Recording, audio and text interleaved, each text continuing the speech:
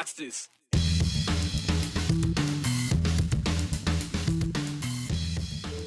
A new partnership with ICE is on the table, and Idaho State Police are at the center of it. Why the governor's office wants to spend $300,000 to move people out of state. They opened with a line out the door, and 5 years later, they're barely hanging on. Why one Boise bar says this fight isn't just about cocktails. He's part street side service, part storyteller, and all heart. The guy sharpening knives out of his Jeep has quite the edge, in more ways than one. Idaho's partnership with ICE to transport undocumented people convicted of serious crimes to ICE detention centers will go for a final vote next Tuesday morning. Through the Idaho State Police, Idaho is entering an agreement with ICE at the federal level to transport criminals to ICE facilities after the completion of their sentences. And from there, those people likely processed for deportation. The funding and staffing was laid out during a state meeting late yesterday, highlighting the total cost and focused on not diverting existing resources. Their request is to have that reimbursed for the purposes of the governor's emergency fund, not to exceed $300,000. This is a new program. The governor had executed an agreement with the federal government to help provide that assistance, and ISP is the agency that is to do that, and they provided up to $300,000 for paying that over. Yes, most of these are just overtime shifts, so we aren't taken away from our regular services. And maybe you understood the implication there. Troopers will be coming in on overtime to be a part of this partnership, so they needed to authorize the spending and the reimbursement Tuesday at 9 a.m. The governor, Secretary of State, and Attorney General, that's the State Board of Examiners, they will vote on the funding for the program. If that clears, that program would begin preparations to roll out here in Idaho. Well, we are more than a year out from the 2026 election, one that will include the race to be Idaho's governor, the primary in May, the general election in November. But before we even know who's officially in the race, President Donald Trump has an endorsement. On his Truth Social account, @RealDonaldTrump writes that Governor Brad Little has his complete and total endorsement for re-election. President writes, quote, as governor, Brad is fighting tirelessly to champion Idaho values, promote our great farmers and ranchers, grow the economy, cut taxes and regulations, help secure our now very record-setting border, support our brave military veterans and law enforcement, and protect our always under siege Second Amendment. And Little has actually made several trips to D.C. and the White House this year, even getting a shout out from Trump as he signed an executive order about trans women in sports. That was back at the beginning of the year. You may remember in the last cycle in the race for Idaho's governor, it was a heated May primary, and it was Governor Little's opponent during the Republican primary, then Lieutenant Governor Janice McGeehan, that got the Trump endorsement. It sounded similar to the one we just read you. Governor Little hasn't said that he is running publicly, but data from the Secretary of State's office shows that his campaign for 2026 has raised about $100,000 for that cycle. It is yet to be seen if and when the governor will make an official announcement.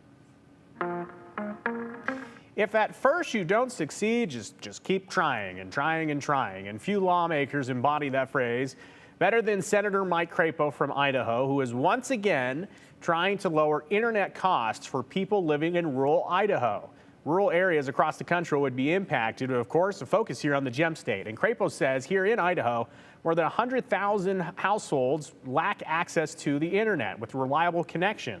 Last week, Crapo announced the introduction of the Lowering Broadband Costs for Consumers Act of 2025. The bill would require edge providers and broadband providers to contribute to the Universal Service Fund. And edge providers, by the way, they are companies that establish internet infrastructure in rural places. So that money would go towards bringing internet access to people that need it. Think about it as inability to get on the internet. That is becoming such an incredibly important part of our lives for many, many reasons, that this is critical, and it's critical for our rural communities. You think about all the opportunities somebody would miss out on if they didn't have a reliable internet connection. And some familiar faces are signing on to approve this idea. Along with Senator Crapo, that would be Senators Mark Wayne Mullen from Oklahoma and Mark Kelly from the state of Arizona. Kevin Kramer from North Dakota, a Democrat, also part of that as well. And Kelly, I should say, rather, is a Democrat. And Crapo hopes that the bipartisan support for the bill will help push it over the finish line. But his bill is facing a major hurdle, kind of a big thing in Washington. You heard of H.R. 1. It's known as the Big Beautiful Bill, the massive spending bill. It is highly debated in Washington. And until that clears, there are questions about, well, will things like this even get discussed? Well, Crapo says lawmakers, they're focused right now on getting that bill passed. It's pushing everything else to the sideline. We're doing a lot of reform of our government in that bill, and that bill is basically sucking all the oxygen out of the room here in Washington right now. So what needs to happen is we need to get that bill done so that we can go back into what we call regular order and start working on bipartisan projects. If we can get to that point, and I'm hopeful that we'll get there relatively soon, then we will be able to start moving this legislation and many other pieces forward. Senate is currently working on potential amendments to H.R. 1, but they're hoping to get it passed under budget reconciliation before a July 4th self-imposed deadline. If and when that's done, Senator Crapo says we'll see if his idea gets traction this time.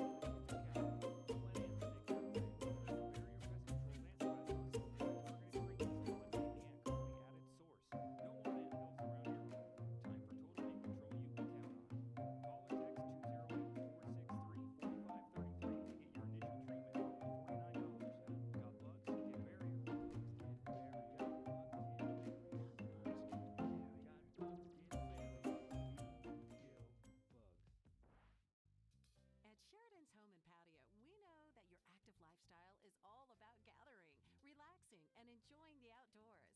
Make the most of every season and embrace your active lifestyle with Sheridan's Home and Patio.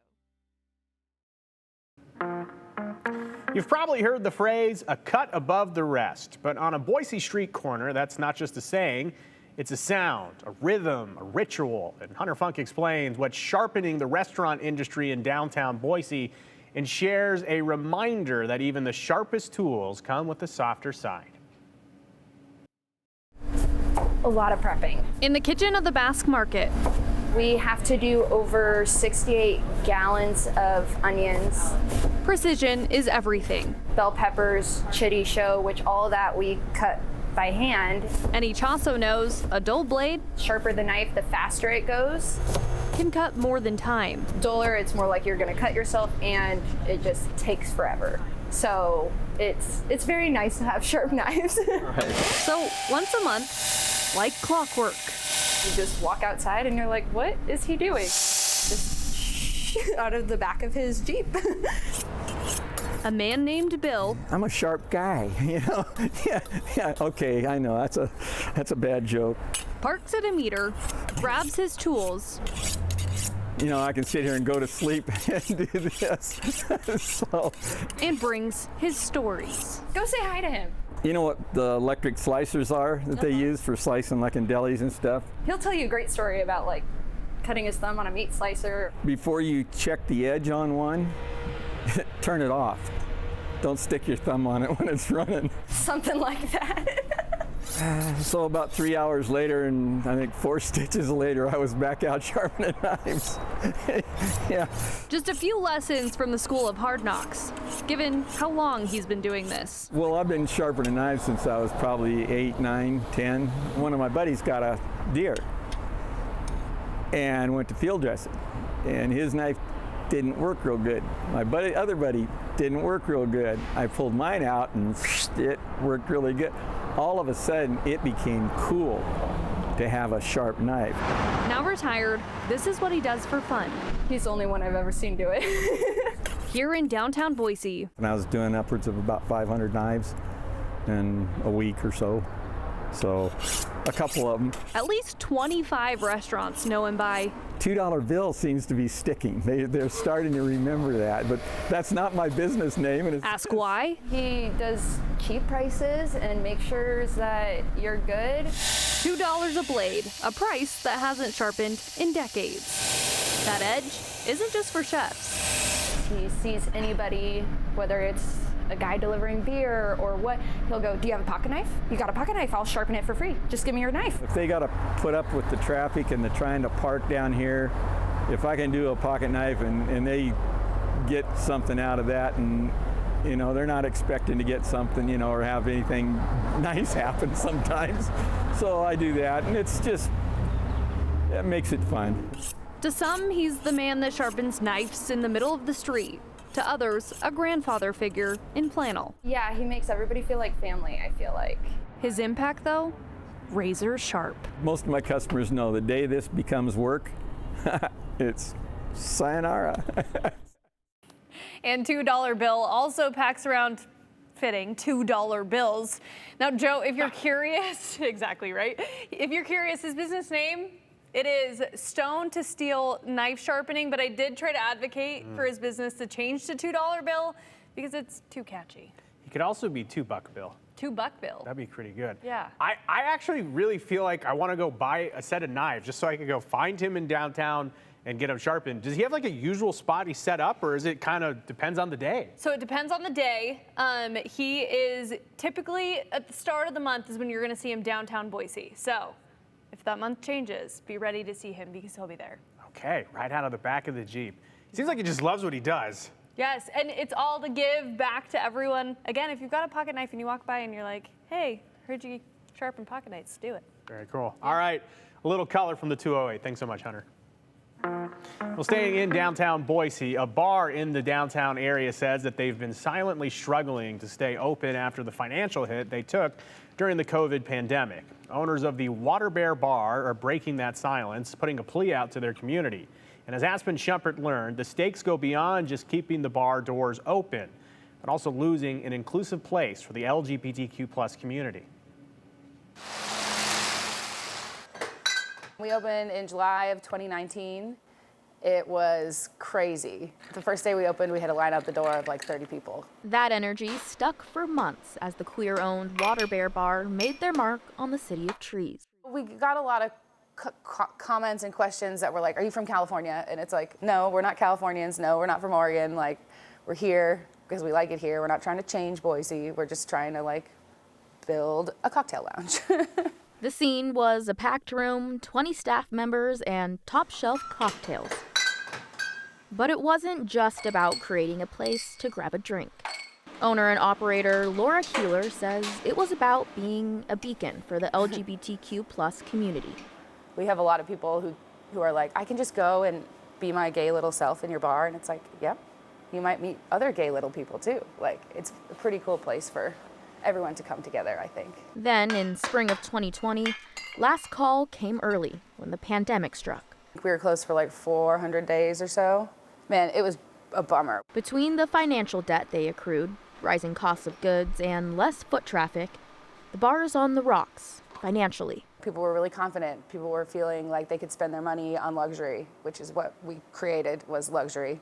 And now I think people got used to drinking at home, you know, staying towards their neighborhood spots. They've had to cut down to a staff of 6 and shorten their hours. There's a lot of people that are coming back looking for jobs, and it's like, man, I'm not busy enough to hire you. I would love to. Keeler says many of her customers have no idea how close they are to their bottom line. You know, they see it looking fancy. They're like, oh, you must be like really wealthy to do this. And it's like, no. The timing of weighing this decision to close is hard, Keeler says, with the political climate of the country, but also the state. We do get a lot of comments about our pride flag. You know, there are some people who come in and they're like, is this a gay bar? And it's like, well, it's a cocktail bar, but yeah, it's owned and populated by a lot of gay people, sure, like, absolutely. And they're like, you know, you might appeal to the more people if you pulled that flag down. And it's like, no, we support trans people, we support queer people, we support women, we support everyone that's being like pushed to the side, I feel like, here. To stay afloat, right now they're mixing up their approach with menu changes. This bar can be run by 2 bartenders if it has to be. It's not ideal, but like we can shrink again, I think. And is asking the community to help keep them from going under.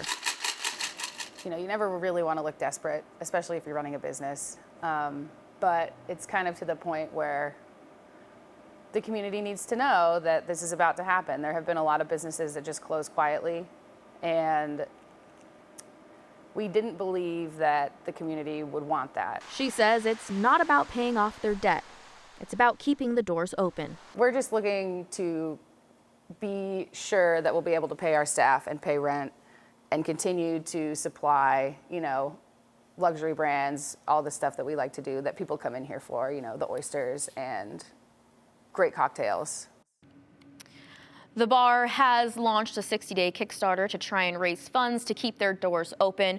We'll have that link to that on our website at ktvb.com. In just the week that this has been live, they have raised about 5% of their goal. Keeler did say customers were shocked to hear the news on where their business stands, and they've been receiving support from people wanting to help. Joe, it's also Pride Month. They're about to launch a Pride menu this weekend. It's looking like for that timing, as well as hosting a Pride party later in the month on the 28th. All things to try and spark some more customers from coming in. And stories like this are a reminder that there are businesses that are still feeling the impact of the COVID pandemic. As you mentioned in the story, so many businesses, especially in downtown, they closed quietly, and you notice, oh, I guess that's gone now. Yeah, they didn't want to do this. They're trying to kind of spark something in people and hope that people go down and visit them. All right. Aspen Shumpert reporting from downtown. Appreciate it.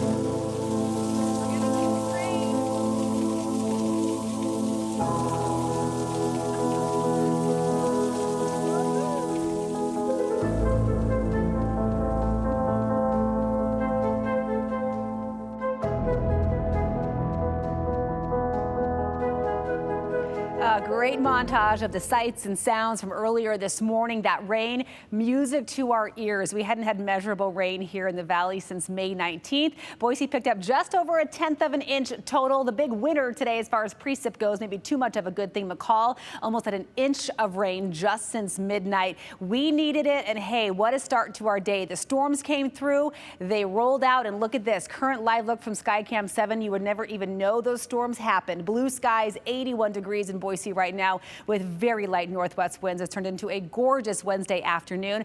Opposite setup in the mountains. So McCall started off sunny early. We rolled through the day. By about 10:30 in the morning, temperatures hit 70 degrees in McCall. Then watch as the storms rolled through, skies darkened, all that rain started dumping. Current temperature right now, 54 degrees. That storm cooled air dropped those temperatures very dramatically.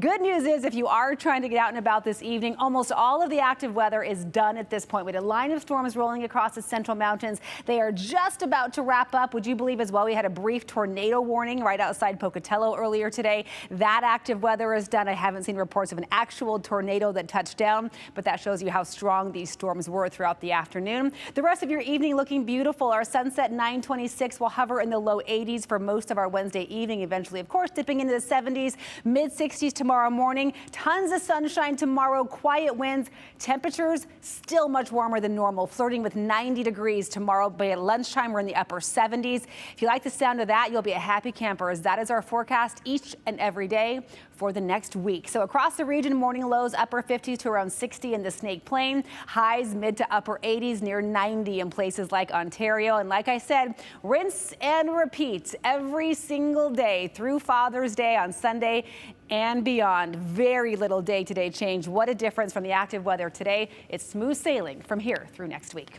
All right.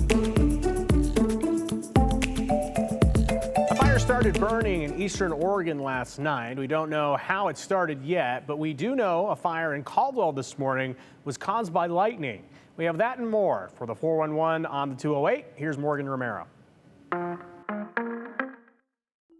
A fire is burning near Huntington, Oregon right now. It's being called the Rye Fire, and it started last night around 9 p.m. So far, about 150 acres have burned. No word on how it started, if any structures are threatened, or if it's contained.